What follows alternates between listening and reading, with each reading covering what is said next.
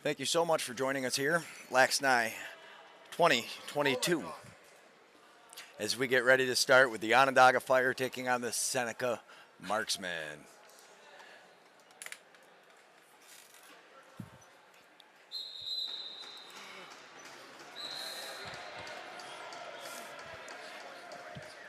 Hey, lacrosse friends, welcome back. I am Steven Stamp, and that was Greg Beecher, and we are ready to roll with the third quarterfinal. They have been great so far, and the Seneca Marksmen start things off with a rocket from the outside, taken by, we'll figure that out. We just got the roster about 20 seconds ago. Here is a chance coming in, right on top of the crease, and what a finish there by Corey Halftown. Takes a pass, I think, from his brother Leroy. And less than a half a minute in, the Seneca Marksmen have taken a quick start things off with a rock. And there you go. You see it all starts with a outlet pass that gets knocked away. Marksmen pick up the loose ball, come on down, and a beautiful feed pick it in the top right corner. And here come the Marksmen again. Yeah, they get it right back off the faceoff. Darren Brooks, number 4, had the ball, brought it down. Here they are setting up again. Big pick there set by Blake Curry, also known as Marvin, but he goes by Blake. Oh, great shot fake, and gets the hard ripped pass down to one of his teammates. They get it back, fresh 30, and another opportunity. Gage Stevens is under fire for the Onondaga Fire as he is between the pipes for Onondaga. At the other end of the floor, we have, I'll let you know. The Seneca Marksmen went from barely having enough guys for the first game to having a full bench over there, and you wonder how that's going to affect them this deep into the tournament. Yeah, I mean, the one hand, obviously you get the fresh legs, you get more energy, you can go out and expend everything. Here's a chance driving in the net, that shot's wide. But on the other hand, how much chemistry do you have when you've been playing guys together? I mean, it's a short tournament, but a lot of games. You're probably pretty happy to get those extra bodies. That one's going to get, well, there's 2 balls down there. One of them was stuck under the carpet. One of them was 3, I think he's got one in his stick as well. No way. Yes. 3 balls, 1 in the stick, 1 under the carpet, 1 on the carpet. It's the old shell game, which is the real ball. You never win. But the Marksmen win. They get that ball. Oh, what a finish. Quickly across, and even more quickly to the back of the net. That, I believe, was Leroy Halftown. It was. He is something. And he buries this one. Yes. And here you see the Marksmen working it around on the outside. Driving down on the near side floor. And he picks a perfect pass across and a beautiful quick stick finish.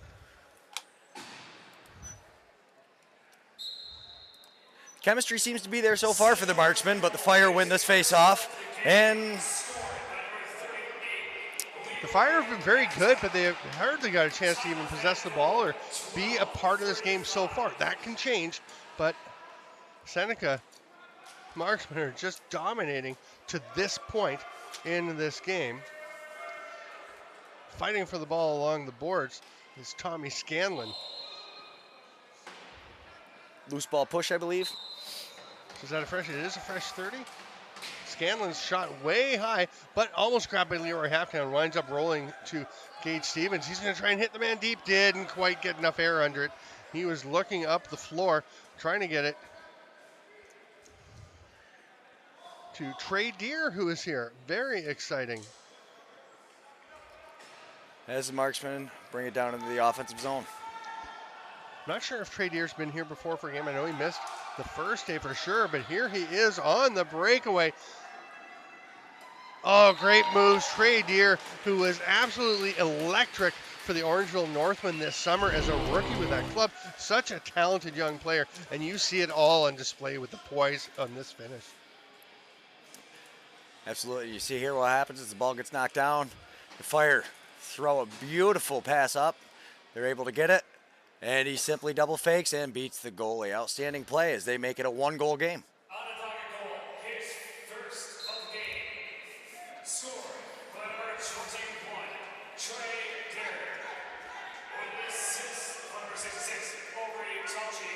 Top of that goal. Big goal for the Fire to get themselves back into this because really the momentum all with the Marksmen before that. And you can see already the jump that the Fire have from that goal. What a finish by Trey Deer. He and Colton Marquis were absolutely unbelievable as young players from Orangeville. A couple of players, I believe both from Six Nations, that were drafted by the Northmen, developed, and just really bringing a spark to that club that got to the Ontario semifinals.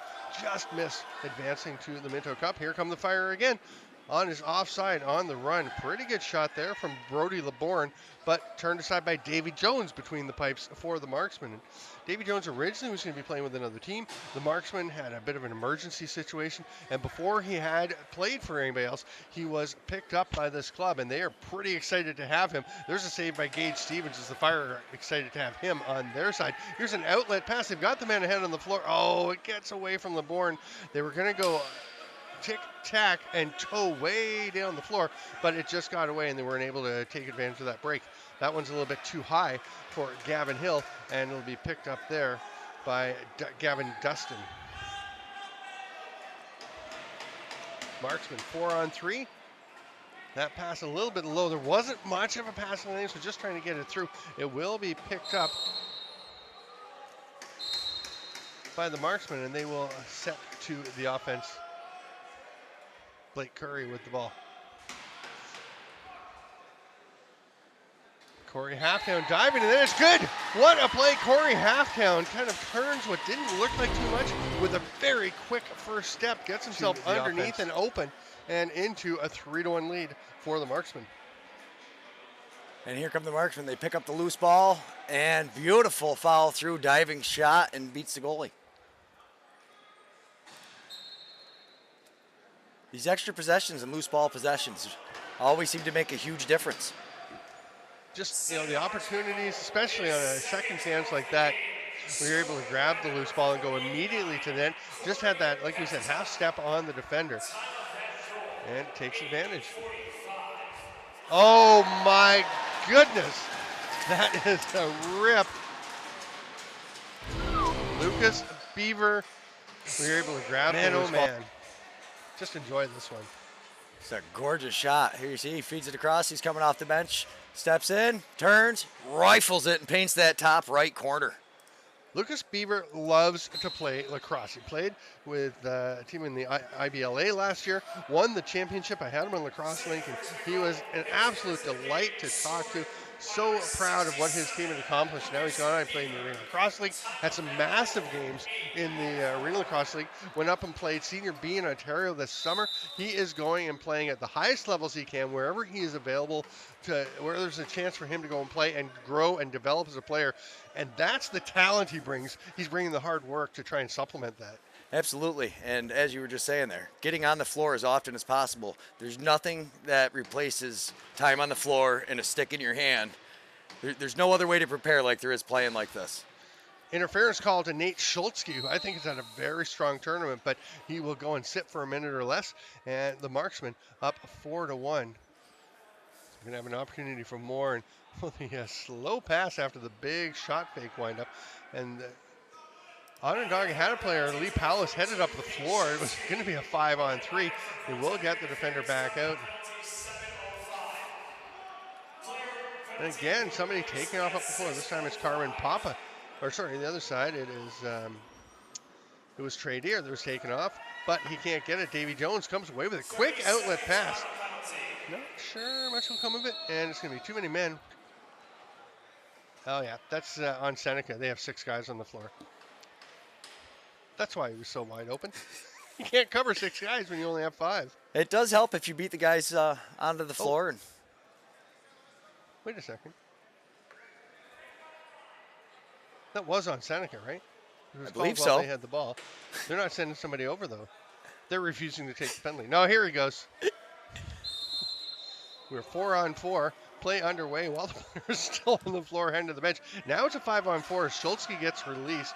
He's going to go to the bench, and they will get another forward out to join. The late man coming in. Right there was Nelson Jones. Hands it down low. Oh, no. Gets away. Jones is going to have to stop. Watch out. You stepped over center. That's over and back. He's arguing, but it was clear. And that creates it. And then he just drops it Oh, that created a power play. And you do have to drop it, but you can run back and be a few steps back and be in the way. You don't have to just run to the bench and let them take off on a breakaway. My goodness. That is just a young player getting a little flustered. Absolutely, and that's how we learn. It's a painful way to learn, though, if that breakaway goes in. Yes. Sometimes those When are you the get that best look from your lessons. teammates Most as you're effective getting. lessons. Yes. A little reverse whip attempt as it was working down into the shot clock. They do get it back, the Marksmen. The 30 expires, and it will be Fire possession. They trail by 3 with 5 minutes to go here in a very, again, entertaining third quarter final at the LAXNAI 2022. I'm Steven Stamp with Greg Beecher on directing and color commentary. Hard overhand rip by Lee Palace. Stopped, though, by Davy Jones. Jones comes out and sets a pretty firm pick. And the Marksman coming 2-on-1. Great hustle by Trey Deer, but will he be in time? He will not. He was running for all he was worth, and he is worth a lot. Look at the wheels, but they get it across, and the big finish from Blake Curry extends it to 5-1. Here you see Jones comes out, sets the screen, gives this guy an extra second with the ball. He's able to complete the pass. They come down on the odd man. Beautiful feed across, and then goes back to the opposite side. That was Johnny Jimerson, I believe, on the setup, and just, it looks so simple. The guy coming in off the bench, you just pass it to him, but it's all about the timing when you make the pass to have the exact right angle and have him open. You can catch it in stride and go. That's a great pass by Jimerson. Yeah, and these guys make it look so smooth as they're going.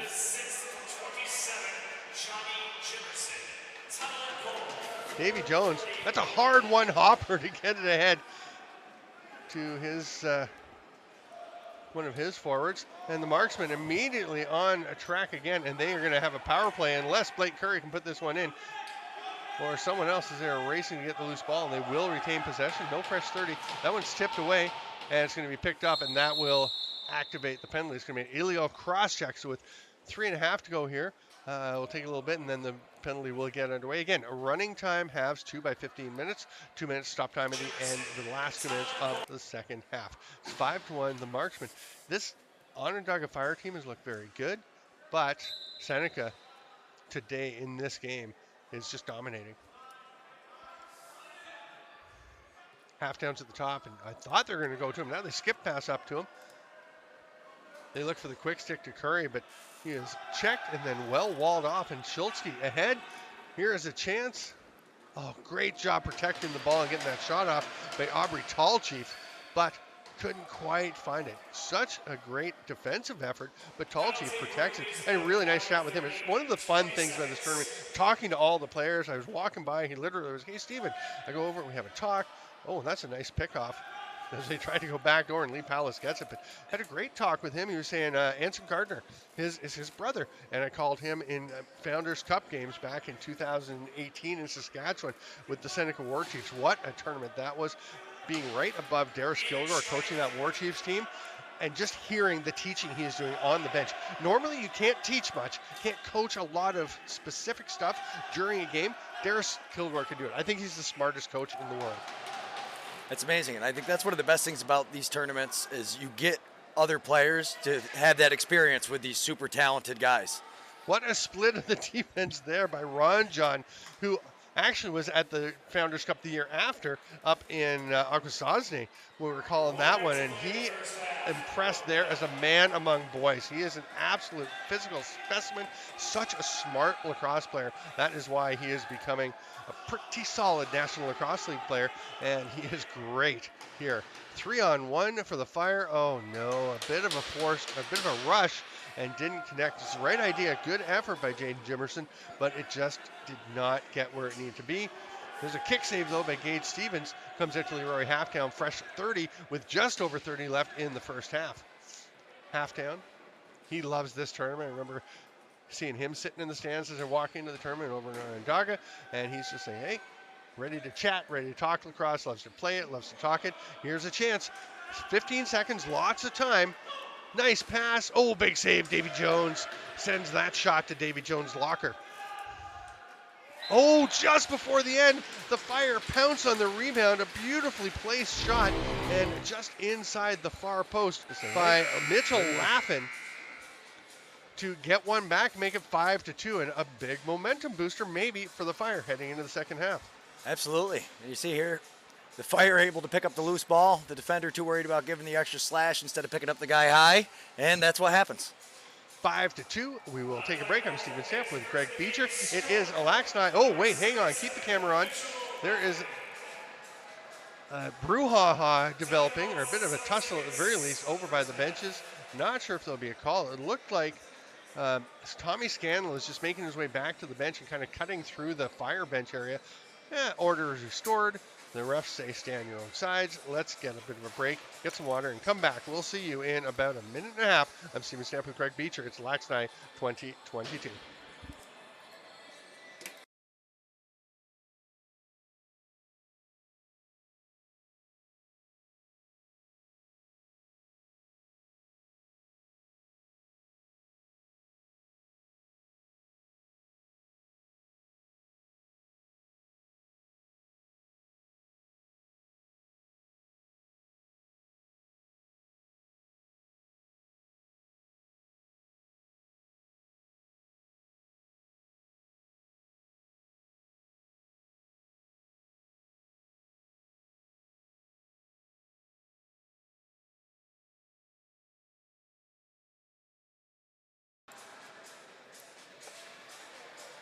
And we're almost ready to get back underway here with the second quarter. They just announced our next game, which will be the Gold Star Tel Aviv playing the L-Gods, the Onondaga alumni team. Loving watching that L-Gods team play. It is alumni and current players from Onondaga Community College, a absolute juggernaut at the junior college level. Speaking of juggernauts, the Seneca Marksmen looking pretty good. What a rip from the outside by Ron John up in the offensive zone. He'll head off, get a forward out there. Not that he doesn't know what to do around in the offensive zone, but he is a D-transition specialist. And the Marksman, oh, nice pass through the middle of the catch. That was close to being in, but Gage Stevens makes the stop, and here's the outlet pass. Trevor Hill running the floor. Sorry, that is Brody LeBourne. Oh, nice arm save by Davy Jones. And the Marksmen have it. They have a man way ahead. It's going to get away from him. Gage Stevens couldn't quite reach that. It looked like he might have been able to. Carmen Papa has it. Oh, that's going to be an over and back, though. Nobody will be able to get there in time, but it'll be scooped up. They're not going to wait for the over and back. They're going to go ahead, and Kobe Thomas pushing the pace. Got a man on the back door. Oh, great pass. Almost. I love that play by Keith White Jr., number 74, to make that pass, to wait and kind of get down deeper. So he created a passing lane, just barely missing completing it. I'm Steven Stamp with Greg Beecher here at the 2022 LAXNAI in Utica at the Utica Memorial Auditorium. It is so much fun when we get into this quarterfinal level. There's a chance, another big save. Gage Stevens bounces away. Beautiful job. He gets his right hand on it. Oh, he threw it from behind the net. I don't Peril think ensued, but Gage Stevens comes up with the ball.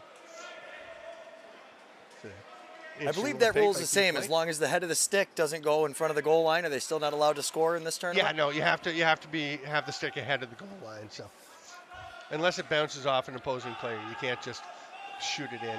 So now you said, but it hit the stick, right? So if it hits the goalie, no, can't hit the goalie going. So it wasn't as exciting as it seemed. Seemed exciting. Here's a chance, and the shot saved by Gage Stevens. Tommy Scanlon fighting for the loose ball.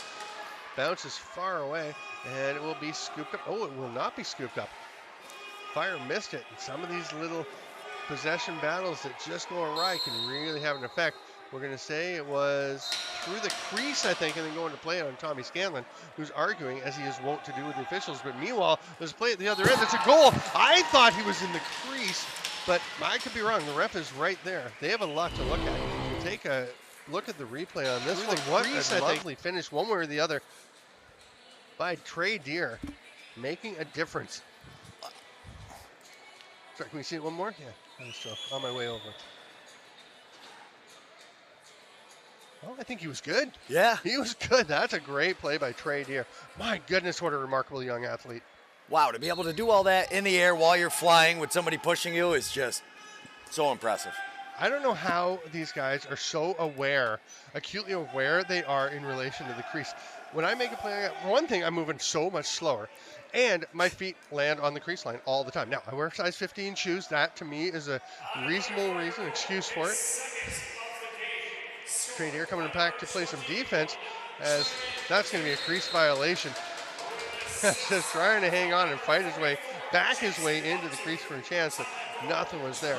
Here comes the Fire. It's 5-3, and do you feel a bit of a momentum swing towards the Fire? It's starting to go that way. They're hoping so anyways. We'll see what happens. And here is the man, the myth, the legend, Jamison Bucktooth. Haven't seen much of him in this game. He is hustling back now to take away the transition. Can he do it? Yes. Gets the arm up and actually blocks it with the arm. I don't think that's a violation, even though it hit his arm, because it was kind of incidental. And it goes to Seneca anyway. Seneca really taking their time. They have a man coming off the bench, and the shot stopped handily off the stick of...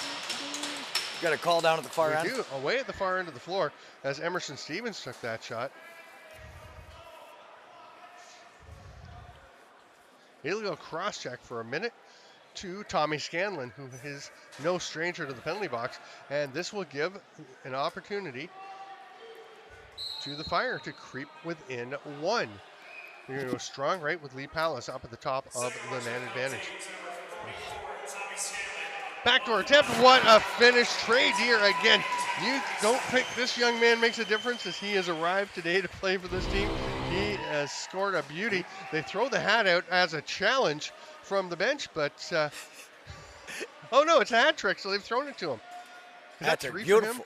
An absolute laser of a pass over to him, and he's able to get his hand on it and just bury it. Yeah, again, a great shot at the finish, but good point that the pass is absolutely gorgeous. Plays underway, but we want to see this one more time.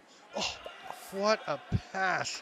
That was from Mitchell Laffin, who has been a big bright spot. That one, Trey Deer knocks it down. He's going after it. Can he tie it up? Oh, hand save, Davy Jones.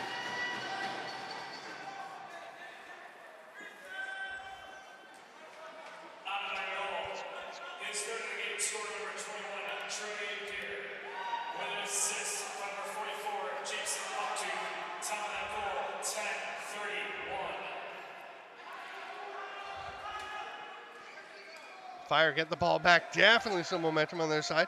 There's a shot. That one's blocked out front as Gavin Hill couldn't get it through, but Trey Deer comes away with it. He's going for the dunk. No good. It's stopped. It would be a crease violation, but Seneca comes away with the ball.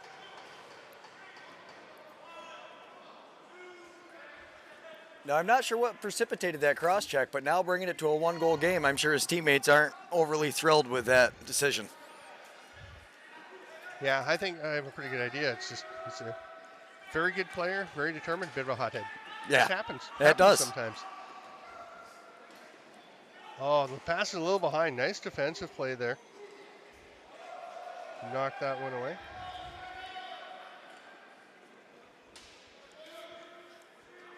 Marksmen coming forward.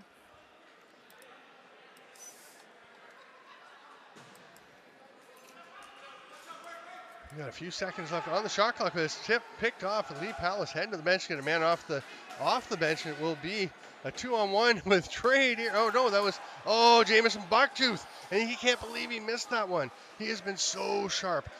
He scored earlier in one of the games, like 3 goals on about 4 shots, and then they started to shut him down a little bit. You know, a couple of saves. It's such a game of confidence. You would think he never lacks for confidence, but it can get in your head a bit. Yeah. Here's a 2-on-1, 3-on-1 with the bench transition. And the pass just gets away, unable to be caught, a little bit behind Johnny Jimerson, and they're going to have to slow things down a bit.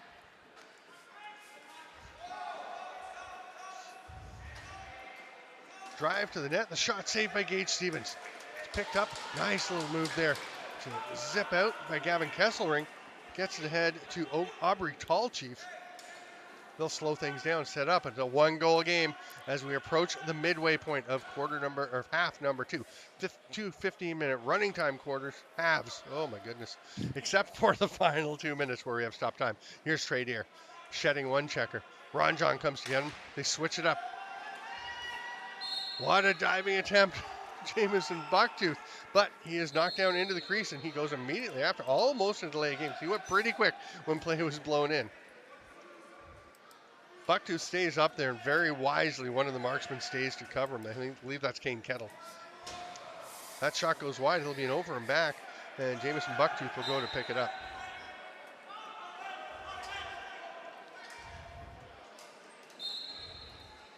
Bucktooth's around behind the back. They would love to have him catch fire again.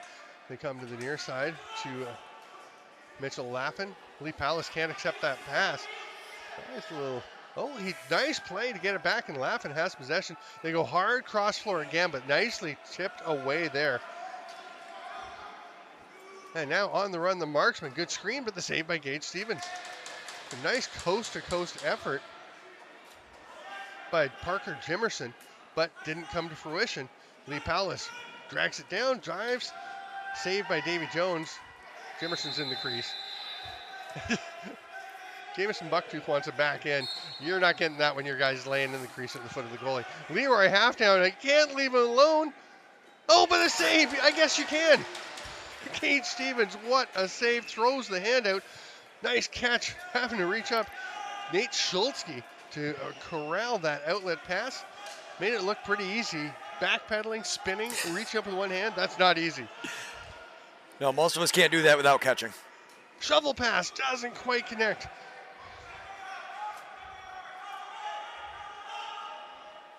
Oh, swatted away. A pretty heads-up play there by Darren Brooks. That shot goes well wide. It'll be an over and back, and it will be possession to the marksman. 5:33 to go. 5-4 the lead for the marksman. It was 5-2. The Fire creeping back in, but the marksman will look to try and add one here.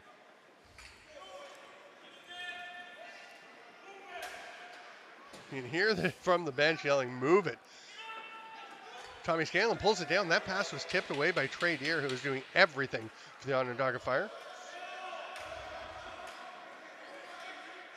That pass doesn't connect with anybody. They got a bit of time to get it back, and they do, and they score. What a crazy goal. It was just over the stick of the one defender. I think it was Keith White reaching for it. Pops over to... Here.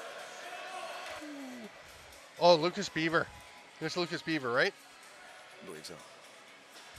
Oh, Beaver just reaches up, steals that loose ball bounding off the boards, and then as he's getting absolutely crushed to the ribs, he's going to feel that one. Oh, that's a hard hit. Clean, hard hit. But Beaver extends the lead to 6-4. That's huge. Oh, the ball just pops away. But the marksmen come up with a Leroy Halftown to the far side. Quick shot. Gage Stevens stops it. Pops loose. He's looking up the floor. They try to get somebody to the bench to go for bench transition, but there's just a little bit of fatigue you can see as they're trying to race to the bench. They do get the pass completed, but not with the transition opportunity. Bucktooth hands it off. Here's Trevor Hill. Just gets the pass away before he goes back over. Chance, nice save. Davy Jones robbing Mitchell Laffin. Outlet pass eventually connects, picked up by Leroy Halftown.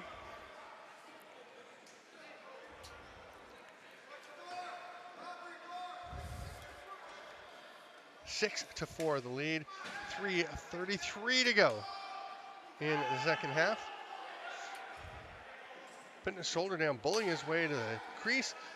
Red jerseys all around. Oh, that was a great attempt, but Gage Stevens just got enough, and the Fire, with 3:20 to go, will run forward. Schultz, nice little touch lob pass, leads to transition, shot by Bucktooth, and he is stopped.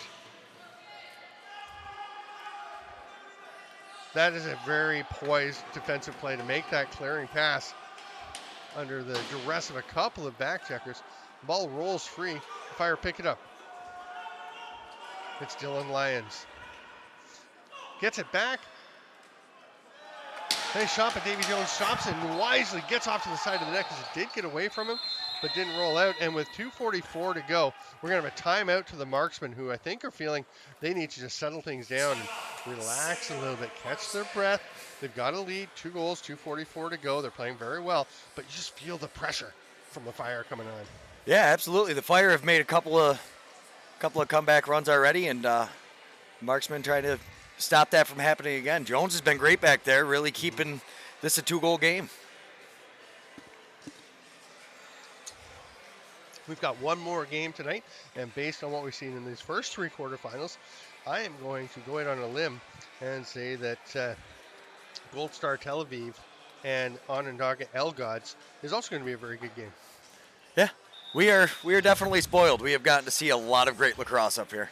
That's the nature of what happens in this tournament. As you go on, the matchups get closer and closer and closer as teams find the teams of their own level.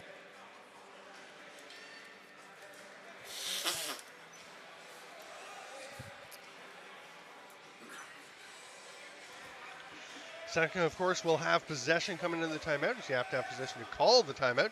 2:44 to play, 2-goal lead. There'll be some pressure from Trey Deer. And Davy Jones is going to step out of the crease so he can receive a pass. And they're going to give it to Ron John. That is 2 tremendous athletes. And Ron John just runs it ahead. He's the guy I'd give it to as well. That's a very good decision.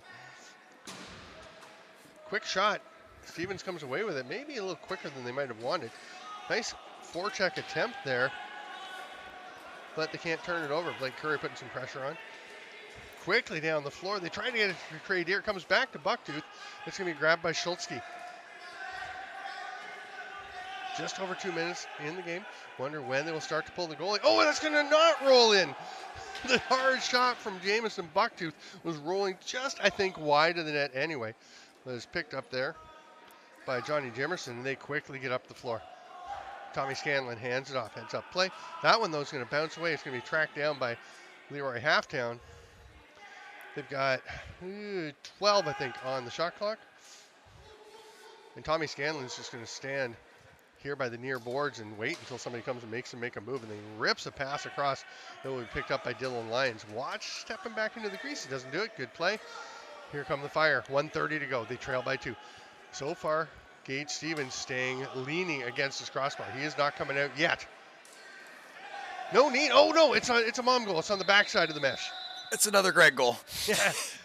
No, the Greg goal is when it's That's right. After the play. After the play's been blown down, they put it in. Penalty coming, though, to the Marksmen. So with 1:19 to go, it is stop time and a 1 minute or less penalty for illegal cross-check. And that's not a horrible penalty to take. No. Reducing a scoring chance there. Yeah, definitely with the 2-goal game, minute 20 left to go. Power play. Skip pass, rip, what a goal! Beautiful shot. Everyone in the building thought it was going to Jamison Bucktooth. Instead, they go over to Nelson Jones, and he wastes no time ripping one to the far side. Power play goal, 6-5, 1:11 to play. 3-1s left in this game, and we have a 1-goal game. You see when the power play working it on the near side. Beautiful cross feed, and then comes all the way back across to paint the far side of the goal. You can see Seneca thinking Jamison Bucktooth, right? They're creeping up towards him. That opened a bit of space for Jones to get the pass. And what a shot. Now we have a timeout for the Onondaga Fire, who trail by 1 with 67 ticks. You got to stop that clock. It should be 107. It's still going. The clock is still running. I think it was 109 when they called it, 107-ish, somewhere around there. I think it's 107. And we have a 1-goal game with 1 minute to go.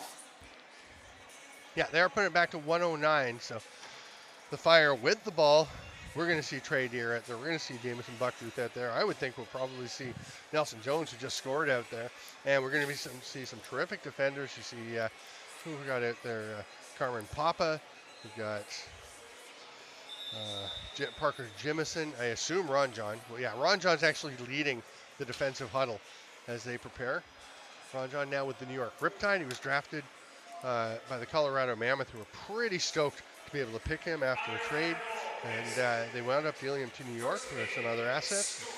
I know the Riptide are excited about having him there. The Fire are going with 5. They do not keep Gage Stevens to the bench. I thought they might. I thought they'd go 6-on-5. They feel they can do it without. We'll see. Oh my goodness, a chance. Jones was the man, but he was stopped on the behind the back. What a play by Trey Deer to knock the man down and get the loose ball. He has it. Fresh 30. He's going to lob it up top. Hard shot. Maybe not the one they were looking for, but Mitchell Laffin thought he saw something. Here's an outlet. Now it's good that they didn't pull Gage Stevens, as this is a wide open break. Oh, it doesn't matter. What a finish. Lovely little fake and just tucking that one inside the far post. Oh, And how about the awareness of Jones to come out and scoop up that rebound, making sure nobody else can grab it, and then fires it down. And, you know, all kinds of pressure. The Fire just going all in, guns a-blazing, trying to get that ball to create a scoring opportunity. And it's going to come back and bite them with a goal that makes it 7-5. It's not over, but that definitely a little insurance for the Seneca Marksmen, who are just running away from pressure to kill as much time as they can here at the end of the game. Ron John passes it down. Hard shot, going to come off the backboard. Straight out to Lucas Beaver, who will rip one. Gage Stevens with the stop. 15 seconds. They need 2 goals. They're going to go for Bucktooth. Great catch over to Trey Deer. They might just get one. No, he goes low to high and a little too high. Great hustle back by Carmen Papa to get it, and that will do it. A tremendous third quarter final. We'll see the Seneca Marksmen advance to the semifinals with a very narrow win over the Onondaga Fire. And how long do we have until our 4th and final quarterfinal, Greg? What time is it here? Not very long. The game is at 9:20. They're coming out on the floor right now. 9:08. We have 12 minutes. So go do what you got to do. Go to the bathroom, get a drink, do whatever it is you need to do. We'll do what we need to do, and we'll be ready in 12 minutes for quarterfinal number 4. Gold Star Tel Aviv, Onondaga Elgods. I'm Steven Stamp. He's Greg Beecher. This is the 2022 LAXNAI from the Utica Memorial Auditorium. See you in